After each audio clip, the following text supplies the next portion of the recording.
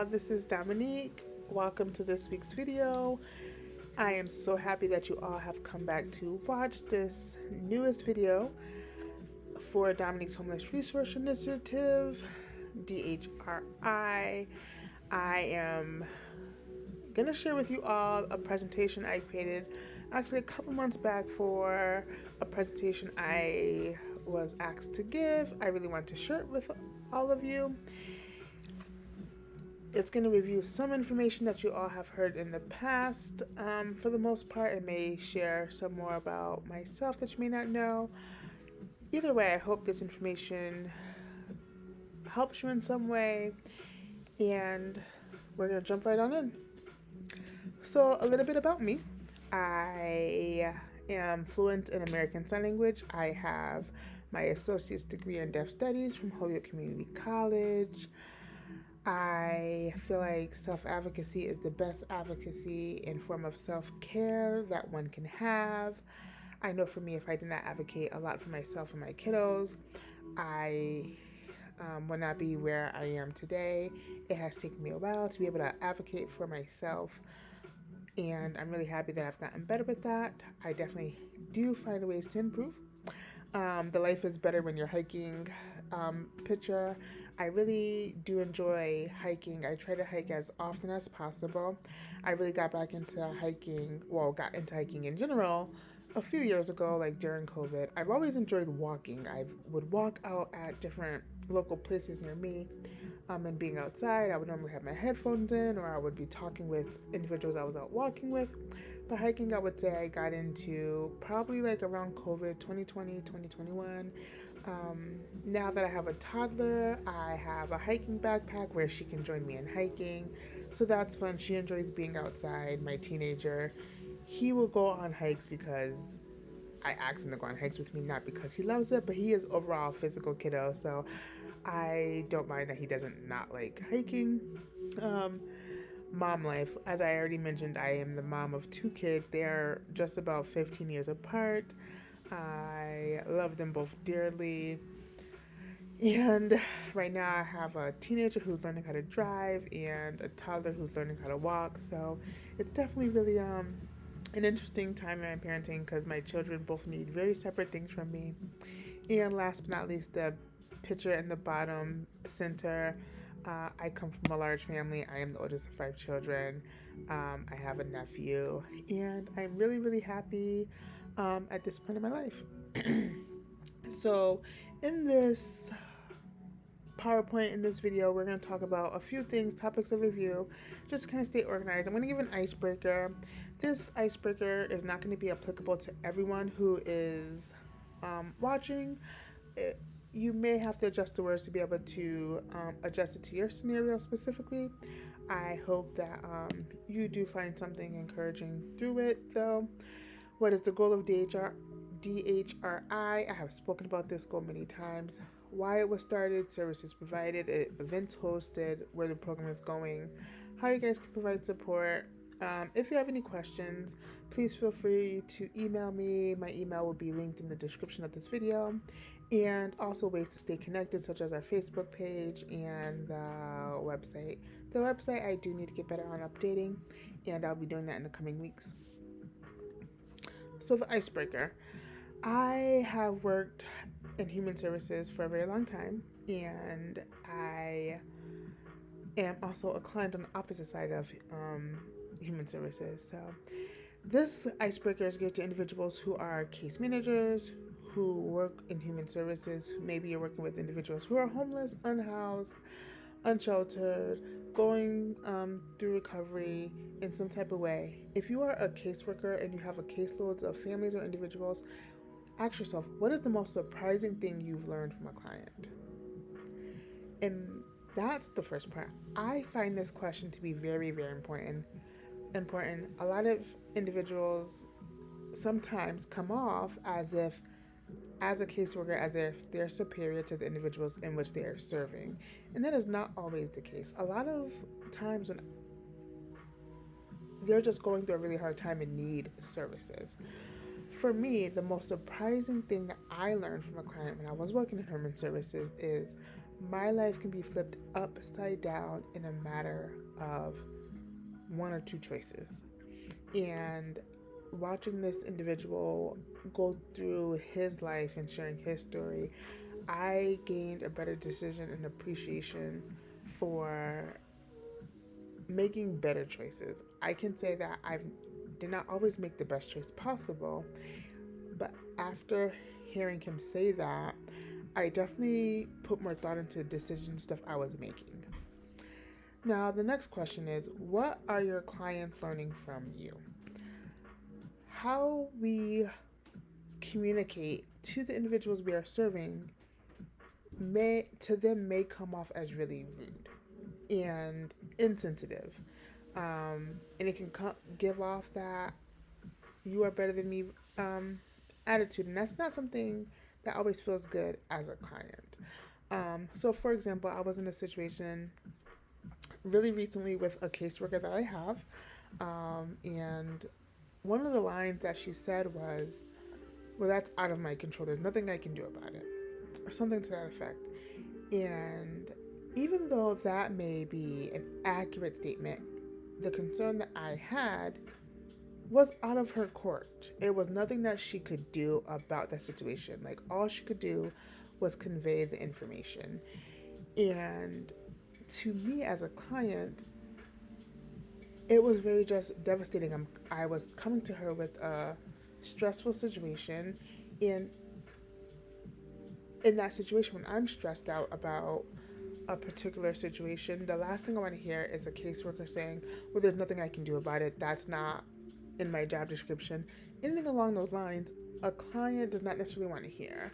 And in this conversation, she asked me, "Well, I don't know what you want me to say. What do you want to say?" I said, "Just simply say something to the effect of, I hear your frustrations. I understand. Let me look more into it." Even if there is nothing else you can do, if there is something that the client is struggling with that you may not be able to solve yourself, maybe it's another department, maybe it's another agency that needs to do their part. Well, get in contact with those other agencies, get in contact with other departments, because all a client may know is that you're their caseworker and that you are there to assist them in the best way you can. Um, so just think about these two questions. What's the most surprising thing you have learned from a client? And what are your clients learning from you? What are you giving off? So that's just something to think about. Next up, what is the goal of Dominique's Homeless Resource Initiative? It's just to provide individuals and families with additional support to services they're currently getting, to where to turn to when things are feeling overwhelming. I know for me, when I was homeless with my two children, things that was not so big when life was stable felt really big when I was homeless. I did not know how to navigate stuff. I was a single mom to two children, newly postpartum, homeless, still working full time, but still struggling on trying to find stable housing, trying to find a job that paid better so I can have more housing options. So even though things that my caseworkers at the time were asking of me felt very basic, felt very, this is, we're asking these things so we can better help you, it still can be way too much when you're going through the trenches. And sometimes the reality when you're going through a stressful situation is that you don't know where to start, and you don't know you need help or what you need help with to be able to get the ball rolling. And it's really easier to look back at situations and say, "Oh, that was easy. I should have just did X, Y, or Z." And sometimes caseworkers have a lot of individuals and families and attitudes and personalities that they have to work with in a stressful situation. And it can honestly be hard for them to not get burnt out so easily or not feel frustrated and snap at clients on any given day. Because at the end of the day, they're human, they have their lives, they have stuff going on that we as clients don't know about. So I'm not saying that one side is right or wrong, one side is better than the other. There's both sides definitely do make for situations to be stressful. Um, However, and I'm going to give an example of where to turn or how to get those ball rolling for things. Say an individual is newly homeless and they do not have copies of all the birth certificates for their household members. They may not know how to go about finding or obtaining their birth certificates. Maybe they never had to. Maybe someone else had always done it for them. And that can be legitimate. That could be. Maybe a challenge to getting a birth certificate is the application to obtain one is not in the language that they can read. Maybe it needs to be translated. Maybe it's the birth certificate is in another state. Uh, Maybe they don't have the finances to be able to order a long form birth certificate. The last time I checked here in Massachusetts to get a long form birth certificate, it was about $25. Again, not everybody who's homeless or unhoused has an extra $25-$30 to order a new birth certificate, especially if they have if they need to order multiple for multiple individuals. One thing I did recently find out was there are some there are some like clerk's offices that will be able to waive your application fee for a birth certificate. I assisted an individual who was living here in Massachusetts and she was born in California. One thing she needed as she was trying to get back on her feet was a copy of her birth certificate. She had moved here to Massachusetts um, to be with some family that was going to help her get back on her feet. So that's that. She was like, I just don't have a copy of my birth certificate. So I was able to reach out to the town clerk in California, in the town in which she was born, and just say, hey, I'm working with an individual who is homeless and they really need a copy of their birth certificate. Is there any way we can waive the fee? And they was able to send me an application to waive the fee, and all we needed to provide was like proof of homelessness and proof of like identity for her, and she had other means to do that. So sometimes it's simply asking these agencies, hey, do you have a way to waive the fee for this birth certificate? Another thing comes into place and that comes into play as well is what if an individual doesn't have a mailing address for these things to be sent to? For example, social security cards are always mailed out. They're never printed and handed to that person right away. Birth certificates, you can go into the office if you're local, but if you're ordering it online, you're still going to need a reliable address. If a person is unhoused with no P.O. box, no shelter to send mail to, how are they going to get their birth certificate? So these are some things that um, we can share with individuals we come in contact with and figure out options of like, do you have a safe place where you feel like your mail can go so that you can be able to access those things? So it's taking those overwhelming things like, okay, yes, getting a birth certificate is ideally really a small thing, but I hope that as I kind of explained all those like parts into obtaining a birth certificate, you can kind of see how all those things can feel overwhelming. It's not the actual obtaining a birth certificate. Yes, that's easy, but then when you have all the behind the scenes things, it does make it a bit challenging. So my point of view and my goal and when I assist people is to be able to say is walk through those easy process and not that easy, it's not easy. Walk through those questions and stuff with you and then kind of take that large goal of getting a birth certificate and breaking it down to them we can easily access and break down any barriers to obtaining a birth certificate. That's just one example as to what I would like to do and how I assist individuals that I come in contact with. Next, why DHRI was started. First and foremost, my children.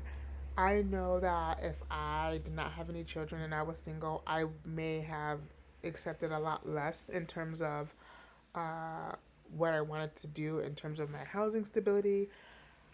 and all those things. I know for me, I probably would have just been fine living out of my car, but I know that my children deserved more than that. How do I do that? How do I do what I do? Um, when an uneasy time in life and everything can feel overwhelming and it can have a toll on one's mental health. Um, so like I just talked about in the previous slide, I try to take those big, large things and break them down into smaller pieces. Um, yeah, just that's exactly how I do that.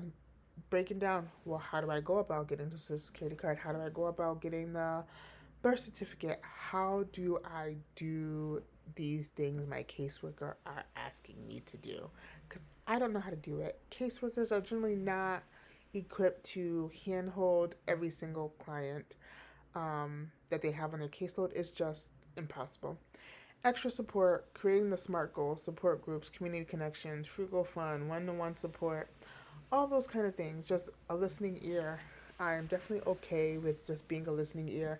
If anyone needs to just send me an email to vent, please feel free to do so. I generally read them. And sometimes I know when I vent to a good friend, it works for me.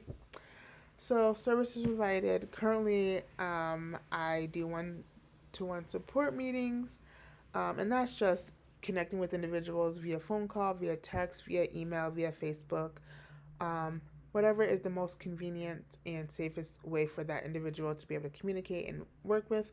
I will do Zoom calls um, as needed. Support group meetings. I was doing support groups for a few months. I did stop them recently due to low attendance to them. And so I'm really excited about these YouTube videos that I'm starting to do. So then that way I can get this information out to as many individuals as possible. And I hope that over time these videos do get better. Community referrals. I do a lot of these community referrals within the one-to-one support meetings, and those are very individual and family specific. Obviously, the dynamics and what people need are changing on a regular basis. So, what a person may need right now in July of 2025 is that may be different than what they need in December of 2025. Maybe there was an addition to their family. Maybe their life change on a regular basis. DHRI Closet. So I run this program completely on donations of clothing, shoes, small household appliances, clothing, baby items, diapers, etc. And what I do with all these donations is as individuals need supplies, they reach out saying, hey, I'm in need of X, Y, or Z. They provide a list. I look over it. I see what I have. And then I provide them with the list of items to the best of my ability. And there has been times when agencies have reached out saying, hey, I'm working with a family. Do you have these items that they need? And I've been able to provide that. And that's been very beneficial. I have a Facebook group for this program. And for this Facebook group, I try to share community resources such as mobile food banks, uh, family fun, free ideas. I know recently I posted like splash parks that was open for kiddos and their families in surrounding towns. I know I've posted recently some job postings that were available in some local towns.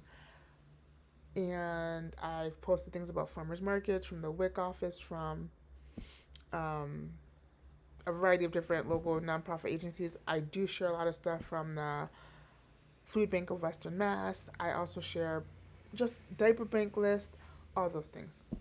And it's just a really great page. Personally, there's about a 519, 520 members when I checked earlier today. Next, I have a Getting Back to Home resource guide. I created this resource guide after I obtained stable housing last year. Um, I'm really proud of this. In this Getting Back to Home guide, I share a lot about my story. I share how to keep track of housing applications, mental health, like doodle pages. I do some self care pages in there. I encourage you ways to find fun with your family that's really, really free, how to use your local benefits, and kind of just share how I assisted myself in getting back into stable housing, even though we have a lot of resources here within Massachusetts, and there are caseworkers to be able to assist clients in navigating the system. A lot of the work still has to be done by clients themselves. Okay, like, the caseworker is there to walk alongside you, assist you. However, you have to do some work yourself as well. You can't just hold the caseworkers accountable and then not hold yourself to the same standard. And I solely agree with that. I know being homeless and unhoused and trying to figure out where your next meal is coming from, where am I going to get a next pack of diapers from, is stressful. And there's going to be some tension between clients and caseworkers and back and forth. We all have to probably just take a second and think back. Um, so I'm all of these are currently available. If you're interested in getting a copy of the Getting Back to Home resource guide, please let me know. I will be able to get one out to you as soon as possible. Next up, hosted events and impact. So right now, I did host a donation drive in December of 2024. I did hold another one in May of 2025. My first support group was in December of 2024. My first shopping day was in January 2025. I did run a support group in February. I continue to have one-on-one meetings. And my most current fundraiser is the GoFundMe. I use that for the storage unit cost and transport of donations back and forth to larger events that I host. So here are some photos of some events that I held. In the top left corner, that was my first donation drive at the very start of it. The bottom left-hand picture, that's the storage unit. Soon after the first donation drive, the sweater, the one of me in a sweater, the blue sweater and the blue hat, that was the first support group I was hosting. Then the next two photos in the third column, that was my first shopping day that I had in January 2025. That was me welcoming all the shoppers in. You'll see the donations spread up behind me. The picture with all the boxes and the trash bags full of stuff, that was some more donations that we had gotten. I had to get a larger storage unit for the donations. And then that U-Haul truck, that was actually the truck before we started our first shopping day in January. So that was a very exciting day. At that shopping day in January, I was able to serve about 145 individuals, obtain items that they needed. And those items included clothing, dishware, personal hygiene products, toys, books, tons of stuff, quite literally. Where are we going? Donation drives. Like I mentioned, I'm going to continue to have donation drives as I can. I do collect donations throughout the year outside of these donation drives as well. One thing though, I do at times have to pause accepting donations because I fill up the storage units so fast and I'm unable to get them back out into the community due to being able to access them as much. Resource fair. I did hold my first resource fair in June of 2025. It did not go as great as planned. I'm looking forward to improving that for next year. I'm continuing with finding ways to do support groups, whether that's online via Zoom or if this YouTube channel is just going to replace my support group meetings in total. DHRI Shopping Day. I have another one coming up on August 2nd, 2025 at the First Congregational Church in West Springfield, 108 Park Street. Community walks, that's something I would like to get going, holding them in various locations with individuals who want to get together. In 1 year from now, my biggest goal is to have a small small space to be able to host a DHRI closet all year round and collect donations more often. So, help support this program, referrals. Please spread the word to individuals and families about this program, about resource fair. I did complete my first one. I'm looking forward to having another one next year. Stepping my game up for that. Do some little bit more planning. You can shop our wish list. Our wish list has items that we run out of quickly, such as personal hygiene items and cleaning supplies. Workshops. I do run some workshops related to self care, money management, time management, self advocacy. So if you are an agency or another nonprofit that would like me to be able to come and host a workshop with some of your participants, both staff as well, you can definitely feel free to email me to discuss this. And if you are ever looking to volunteer, please feel free to fill out our volunteer form. I will link this slideshow in the bottom so all the links will be accessible to you, to be able to just click on and make getting in touch with me a lot easier. Naturally, if you have any questions, please feel free to comment them below. Please feel free to email me. I will get back to you as soon as possible, ideally within 48 hours. Stay connected. You can join our email list. You can join our Facebook group, and you can definitely check out our website. And I just want to take this time to say thank you all for watching this video. This is a little bit on the longer side. I hope a lot of this made sense. If not, please feel free to reach out. I would encourage you to like, share, and subscribe to this channel. Share it with your coworkers. Share it with your friends and family. Share it with individuals you're working with. And that's really it. Come back next week for our next video. Thank you. Have a great day.